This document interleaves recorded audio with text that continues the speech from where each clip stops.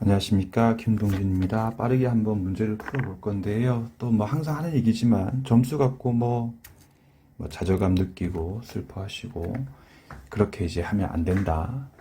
그렇게 할 시간에 틀린 부분에 대해서 보완을 해라 라고 하는 조언을 드렸을 때에 적지 않은 분들께서 그게 말이 쉽지라고 이렇게 반문을 하시는데, 맞습니다. 그래서 시험 붙는 게 어려운 겁니다. 그걸 잘 하시는 분들은 시험 붙는 거고, 그게 어렵다, 못한다 라고 하시는 분들은 당연히 시험 붙기가 쉽지가 않겠죠. 자, 1번 문제부터 봅시다. 다음 설명 중 옳은 것은 무엇입니까? 1번입니다. 유언의 경우는요, 민법제 5조 이하가 적용되는 것이 아니라 별도의 상소법에 관한 규정이 있죠. 규정이 있다. 그럼 제가 이제 1번을 출제한 이유는요, 1번 관련해가지고 나름 중요한 채판이 나왔거든요. 근데 이제 채판은 제가 뭐 항상 얘기하지만서도 채판 그 자체가 나오는 게 아니고 그 언저리가 더 잘 나오거든요. 그 언저리에서 제일 유명한 질문이 1번입니다. 17세가 됐을 경우는 법대의 동의 없이 단독으로 유언을 할 수 있죠. 따라서 취소할 수 없기 때문에 1번 질문 옳은 질문이고요. 2번 질문 틀리신 분들은 조금 반성이 필요합니다. 특정 후견이죠.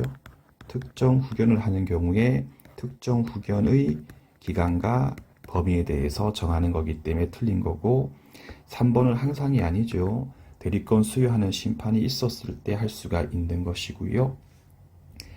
4번입니다. 동의를 하지 않고 버텼을 경우에도 단독으로 완전히 유효하는 게 아니고 동의에 가름하는 허가를 받아가지고 하는 것이기 때문에 4번 질문 또 틀린 질문. 2번 문제. 다음 법인 설명 중 옳지 않은 것은 무엇입니까? 속으시면 안 되죠. 정관의 보충. 목적을 정하지 않고 사망을 했을 경우는 아예 처음부터 정관의 보충을 할 수가 없기 때문에 여기서 속은 분들, 맞네, 간청이 아니고 법원이 하는 거지, 옳은 질문이지, 그렇게 푸신 분들 많이 계실 겁니다. 다시 한 번 더, 정관의 보충은 목적과 자산은 정했는데 기타 나머지 중요하지 않은 부분을 정하지 않고 사망했을 때 나오는 것이기 때문에 이 지문처럼 정관 자체를 정하지 않고 사망을 했을 경우는 아예 정관 보충 자체를 할 수가 없는 것이기 때문에 4번 질문은 틀린 질문 되겠습니다. 3번입니다. 다음 권리객체 설명 중 옳지 않은 것은 무엇입니까? 을 X 토지에 아무것도 없는 갑이 건물을 완성했을 경우에 건물은 토지에 부합되기 때문에 을이 일단 건물의 소유권에 대해서 취득한다. 틀렸죠? 아무것도 없는 갑이 건물을 완공했을 때도 건물은 갑 소유가 되는 거죠. 따라서 건물을 신축했던 갑이 원시 취득을 하는 거기 때문에 2번 질문 틀린 건데, 요 2번 질문을 옳은 질문으로 생각했던 분들께서는 아마도 제가 항상 강조하는 수목, 건물, 그리고 농작물, 요 세 가지의 경우를 딱딱 구분해서 정리해라 라고 하는 부분에서 수목과 건물에 대해서 구별을 하지 않아서 그렇게 문제를 풀었을 것이라고 생각이 됩니다. 따라서 이거는 수목이었을 때에는 이 지문이 옳은 지문 될 수 있겠지만 건물의 경우는 그렇지 않기 때문에 틀린 지문 처리하시면 되겠습니다. 4번 또 옳지 않은 것은 무엇입니까? 가장매매에 매도인 갑이 있고요. 매수인 을이 있는데 을이 사망해가지고 을의 상속인 병이 있었을 경우, 그렇죠? 우리 1수란 때부터 공부했던 내용이죠.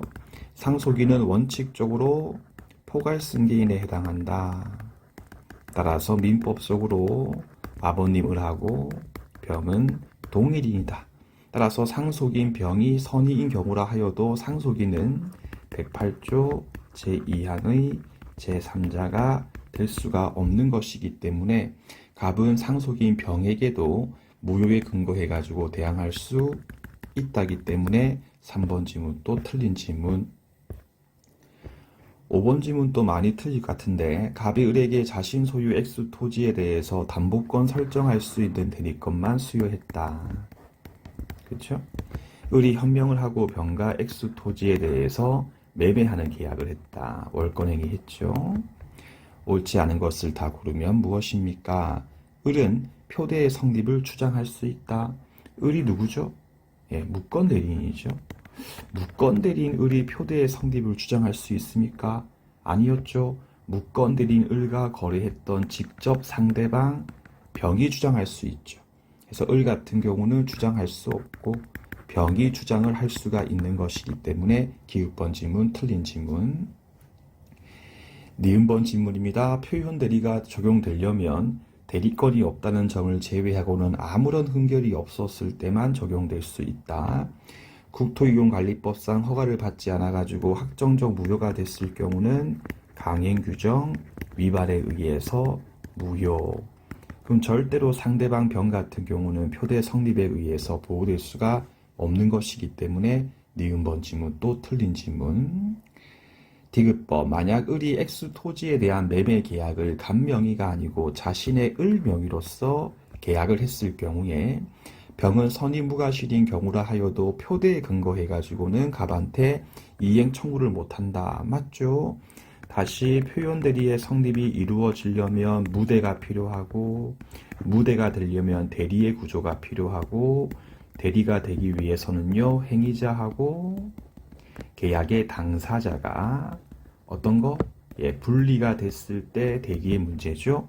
근데 을 자신의 명의로 계약했으니까 계약의 상대방도 을이고 행위도 을이기 때문에 이 경우는 처음부터 아예 분리의 문제가 아니죠. 이게 바로 타인권리 매매, 무권리자의 처분행위의 문제지 처음부터 무권대리의 문제가 아니기 때문에 상대방 병이 아무리 선의이고 무과실인 경우라 하여도 병은 을을 상대해가지고 민법제 570조 담보 책임 따위를 물을 수 있을 뿐인 거지 표현 대리에 근거한 청구는 할 수가 없는 것이기 때문에 디귿번 지문, 옳은 지문. 1번 갑이 무대 을에게 추인을 했다고 나오면 항상 민법제 132조 그리고 134를 떠올려라. 따라서 을한테 추인했음에 불과했을 때에는 병이 선의인 경우라면 병은 여전히 철회할 수 있다기 때문에 1번 지문, 틀린 지문. 따라서 갑이 을한테 추인한 사실을 병이 안 이후에는 더 이상 병이 철회하지 못한다는 내용을 한 번 더 같이 정리를 하시면 되겠습니다. 미음번입니다. 이미 병 명의로 소위 등기됐으니까 다시 물권법 가서 등기의 추정력에 의해서 대리권의 존재까지도 추정이 되지요. 따라서 무권 대리인가 아닌가에 대해서 다툼이 있었을 경우에는 병이 대리권이 있었음에 대해서 증명 책임을 지는 게 아니라 맞죠?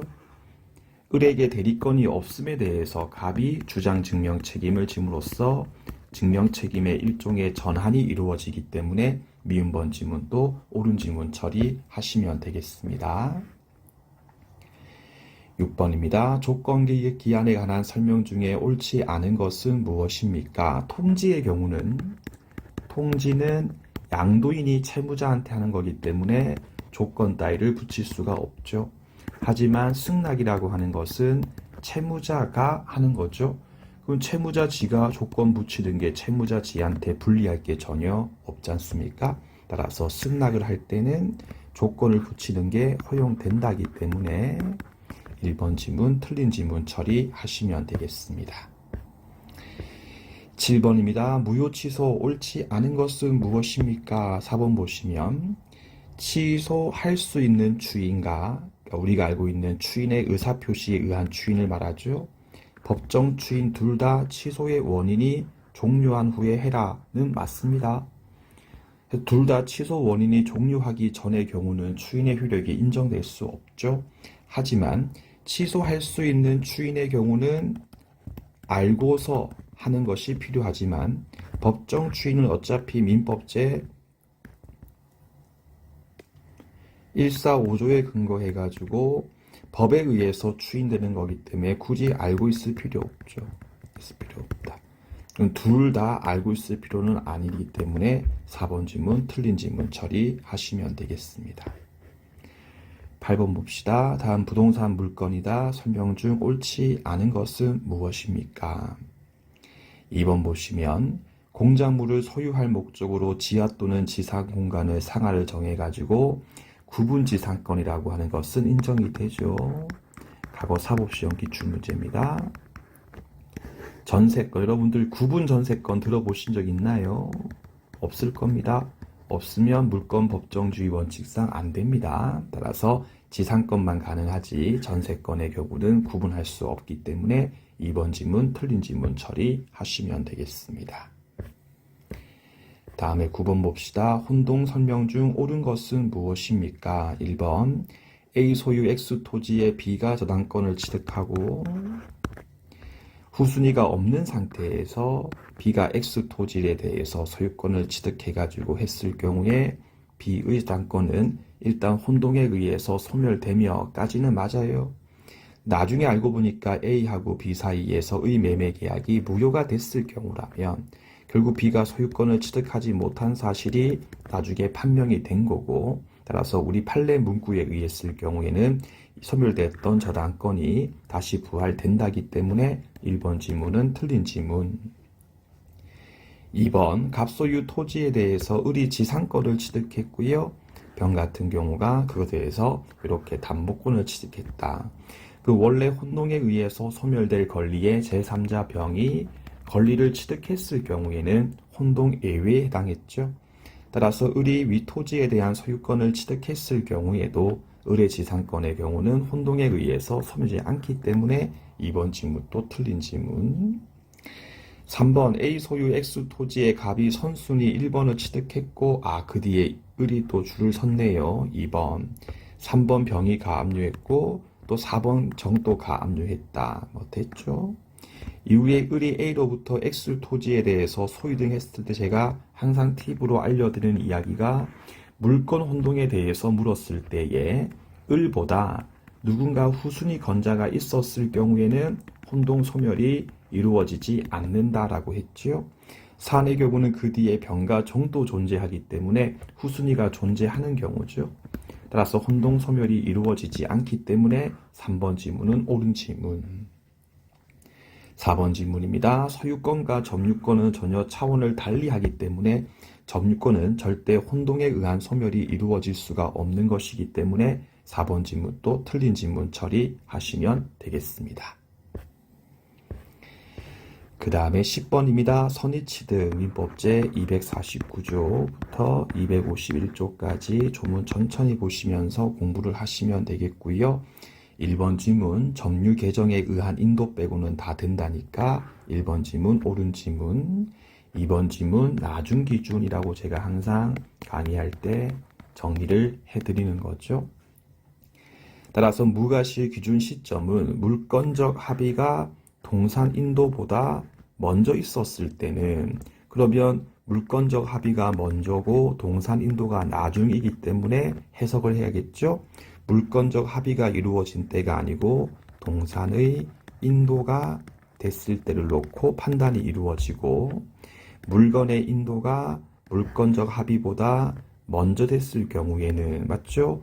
그러면 이 경우에는 목적물의 인도가 먼저 된 거고 물권적 합의가 나중이기 때문에 나중 기준이니까 인도됐을 때가 아니고 물권적 합의를 기준으로서 선의 무과실 판단이 이루어지는 것이기 때문에 2번 지문은 틀린 지문 처리하시면 되겠습니다. 11번 문제 보시면 전세권에 대한 설명 중 옳지 않은 것은 무엇입니까? 이 3번 지문 또 속으시면 안 되죠.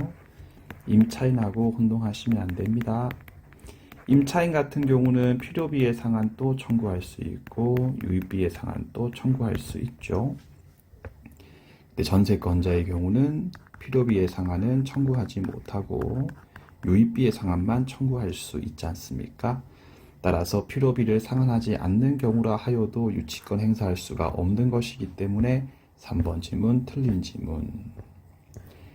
다음에 12번 봅시다. 다음은 유치권에 관한 설명이다. 옳지 않은 것은 무엇입니까? 2번 보시면 유치권은 법정 담보 물건이죠. 그래서 187조이기 때문에 유치 목적물이 부동산인 경우도 등기 필요 없고요. 그리고 채권자의 이익을 보호하기 위한 것이기 때문에 맞죠. 포기특약 유효해요. 따라서 유치권을 사전에 포기한 경우는 다른 요건을 다 충족했을 때에도 아예 처음부터 사전에 포기했으면 아예 발생하지 않는 거고, 맞죠? 사후에 포기하게 되면 곧바로 소멸되니까 문제가 없죠. 다만 이러한 유치권 포기의 소멸 같은 경우는 유치권 포기의 의사표시의 상대방 이외의 제3자도 주장할 수 있다기 때문에 이번 지문은 틀린 지문 처리하시면 되겠습니다. 13번입니다. 다음 점유취득시효에 관한 설명 중 옳지 않은 것은 무엇입니까? 4번에 보시게 되면 부동산에 대해서 취득시효가 됐다 해서 이렇게 땅 주인 갑이 있고 이제 을 같은 경우가 점유하고 요건을 구비해 가지고 취득시효를 완성시켰는데 아직까지 자기 명의로 등기를 하지 않고 있었을 경우 갑이 을에게 소유권에 기한 물청도 행사하지 못하고 741도 행사하지 못하고 750도 다 행사하지 못한다라고 세트로 정리했던 부분이지요.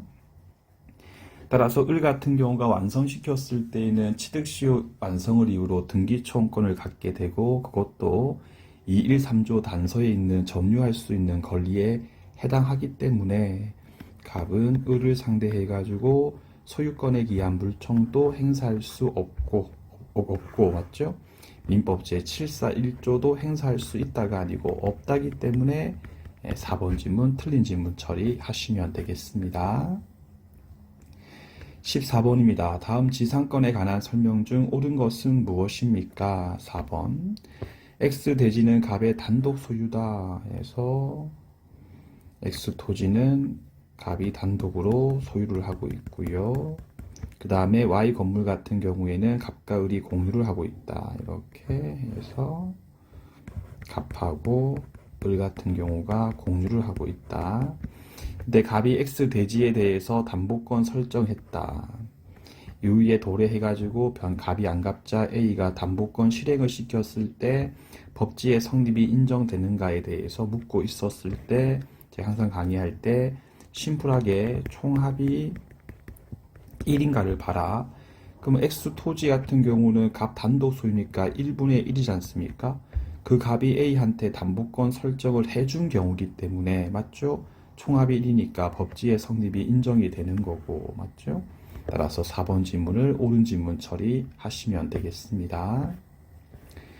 15번 문제 보시면요. 갑이 자신 소유의 X 토지를 을에게 매도하면서 대금 채권을 병한테 주기로 하고 지급과 동시에 소유권 이전 등기를 해주기로 했다. 이후에 병이 을에게 수익의 의사에 대해서 표시했기 때문에 병이 이제 수익자, 그 다음에 을 같은 경우가 낙, 갑이 요약자, 갑과 을 사이가 보상관계, 모든 것의 핵심이다.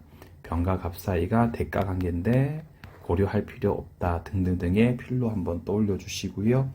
옳지 않은 것을 다 고르면 무엇입니까? 갑과 을 사이에서 특별한 합의가 없는 이상은 이렇게 병이 수익의 의사에 대해서 표시를 하고 난 이후에는 합의 해제할 수가 없는 것이기 때문에 기읍번 지문 있다가 아니고 없다니까 틀린 지문 처리하시면 되겠고요. 니은번 지문 가시면 을의 체불을 이유로 을이 갑의 체불을 이유로서 매매 계약에 대해서 해제할 수 있으나 해제했음에 근거해가지고 병대금 지급에 대해서 거부할 수 없다 아니었죠. 매매계약, 보상관계에 기한 항별을 가지고는 대항할 수가 있는 것이기 때문에 을 같은 경우는 해제했음에 근거해가지고 병의 대금 지급 청구에 대해서 거부할 수 있다기 때문에 니은번 지문 또 틀린 지문. 디귿번입니다. 갑이 소유권 이전 등기에 대해서 지체하고 있는 경우도 을 같은 경우는 보상관계인 매매계약에 근거해가지고 동의양권이라고 하는 것을 취득하죠. 이거에 근거해가지고는 병한테 대금 지급을 거부할 수 있기 때문에 디귿번 지문은 옳은 지문. 리을번 을이 병한테 대금을 지급하고 난 이후에 계약에 대해서 해제가 됐을 때 원상회복은 갑하고 을 사이에서 처리해라. 따라서 을은 병을 상대해가지고는 대금의 반환 등을 청구할 수 없기 때문에 리을번 지문 옳은 지문. 미음번 병과 달리 갑이 을에게 병에게 돈 줄 것을 요구 권리를 행사 못한다 아니었죠. 병이 수익의 의사를 표시하고 난 다음에도 병은 을에게 권리를 행사할 수 있죠. 다만 그 권리를 행사할 수 있는 내용은 갑 나에게 달라가 아니고 병에게 약속했던 돈을 줘라 라고 요구할 수 있기 때문에 미음번 지문, 틀린 지문 처리하시면 되겠습니다. 16번 문제는 최근에 다른 시험 문제 기출 문제인데요. 옳지 않은 것은 무엇입니까? 치사한 게 아니고요. 매매예약 완결건의 경우는 형성권으로서 제척기간에 의해서 제한을 받는 거지 소멸시효에 적용을 받지 않죠, 여러분들. 따라서 10년 내에 행사하지 않았을 때에는 시효가 아니고 제척기간 도가로 말미암아 소멸되는 것이기 때문에 1번 문제 지문은 틀린 지문 처리하시면 되겠습니다. 17번 문제 보시면 임대차 다음 설명 중 옳지 않은 것은 무엇입니까? 임대인의 임대차 목적물을 사용 상태 유지 의무라고 하는 것은 월세 받는 임대인의 계약상 의무에 해당하죠. 월세를 받는 만큼 해주는 계약상 의무입니다. 따라서 임대인 갑 자신에게 기책 사유가 있는 경우에 한해서 인정되는 것이 아니라 있든 없든 관계없죠. 있든 없든 관계없이 수리해줄 의무 등을 부담하는 것이기 때문에 3번 지문 틀린 지문. 18번 문제 보시면 민법상 조합 설명으로 옳지 않은 것은 무엇입니까? 속지 마라. 다시 한 번 더. A 조합이 있고 갑하고 을이 조합원이고 가령 뭐 2분의 1, 2분의 1 지분이 있다 합시다.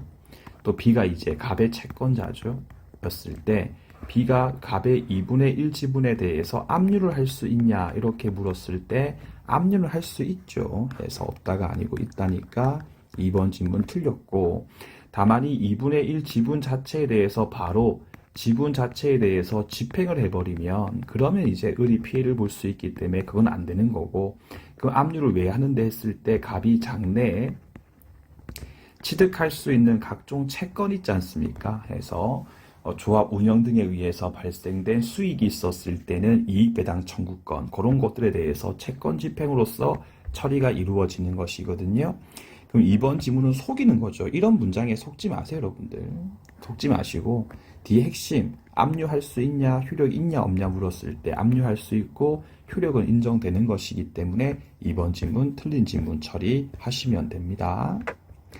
19번입니다. 채권 양도 다음 설명 중 옳지 않은 것은 무엇입니까? 이거 틀리신 분들은 진짜 좀 많이 방성이 필요한 문제죠.